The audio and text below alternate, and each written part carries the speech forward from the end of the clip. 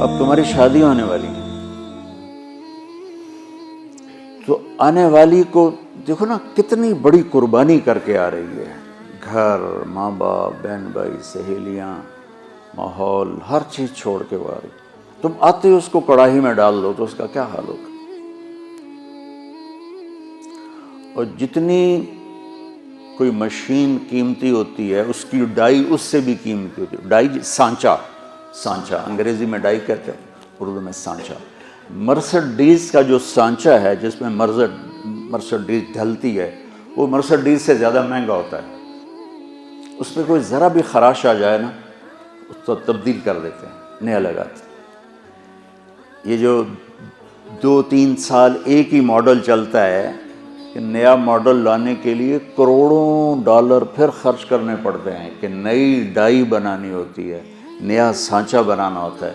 اس لیے 3 سال ایک ہی ماڈل چلتا ہے. تو دنیا کی سب سے قیمتی مشین انسان ہے جس کا سانچہ ماں ہے، جس کی ڈائی ماں ہے.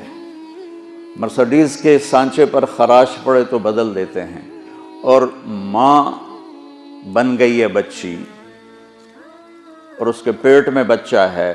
سسر اس کو ڈانٹ رہا ہے، ساس اس کو ڈانٹ رہی ہے، نندیں اس کو ڈانٹ رہی ہیں، دیور اس کو ڈانٹ رہے ہیں، خامد اس کو ڈانٹ رہا ہے. تو ڈائی اندر میں تو پرزے ہو گئی نا. آج کل بچے پیدائشی ڈپریشن کا شکار ہیں کہ ماؤں پر وہ تشدد ہوتا ہے ماحول. کہیں اس کا الٹ بھی ہو جاتا ہے لیکن وہ بہت کم ہے کہ آنے والی بڑی زوردار ہوتی ہے، سارے نے بلا لیں دی، لیکن یہ بہت کم ہے. زیادہ یہی ہے کہ آنے والی ایک عذاب میں پھنس جاتی. تو اس لیے میں نے کہا بیٹا ہمارا دین ہمیں کہتا ہے کہ لڑکا بھی گھر چھوڑے لڑکی بھی گھر چھوڑے اور اپنا الگ گھر بسائیں تاکہ 2 کے مسائل ہوں. اب جو بیچاری جاتی ہے وہ سارے گھر کی خدمت اس کے ذمہ ہو جاتی، ماں کی بھی کرے، ساس کی بھی کرے، سسر کی بھی کرے، اور خامند کی بھی کرے، خامند کی بہنوں کی بھی کرے، گھر کے برتن بھی صاف کرے، جھاڑو بھی دے، سارے کام اس کے ذمہ ہوتے. میں تمہیں پہلے بھی کئی دفعہ سنا چکا ہوں کہ اللہ تعالیٰ نے یہ ماحول کیسے آنکھوں پہ پٹی باندھ دیتا ہے. ٹھیک ہے، میری شادی ہوئی فیصل آباد، میرا گاؤں. اس وقت وہاں بجلی بھی نہیں تھی،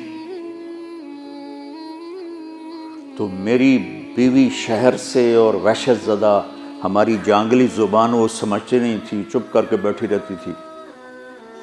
تو وہ پھر میرے پاس روتی، تسی بولی جانتے ہو میں نے پتہ ہی نہیں لگتا تسی آگ کی رہے ہو. ایسی کیفیت.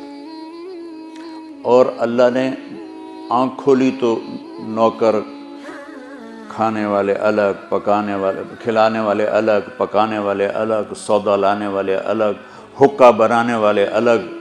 حقے کا ایک مستقل نوکر ہوتا تھا جس کا کام تھا صبح حقہ تیار کر کے رکھنا اور پھر عصر کے بعد دوبارہ حقہ تازہ کر کے رکھنا.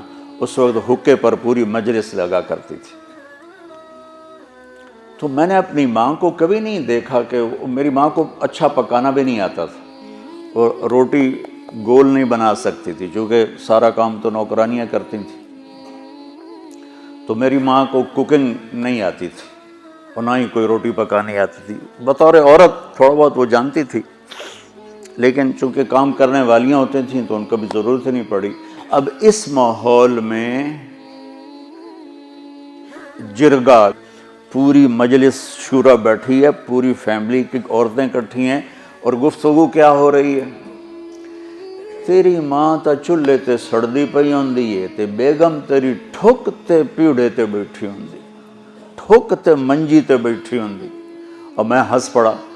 میں نے کہا میری ماں کداں چولہے تے سڑی؟ میں نے کہا میں ہمیں تا اسے ماں چو جمیا، میری ماں نو تو ہن تائیں پکاونا نہیں آمدا تو کداں چولہے تے سڑی ہے جو میری بیگم جیڑی ہو ٹھک تے بیٹھی تے ماں چولہے تے سڑدی پئی.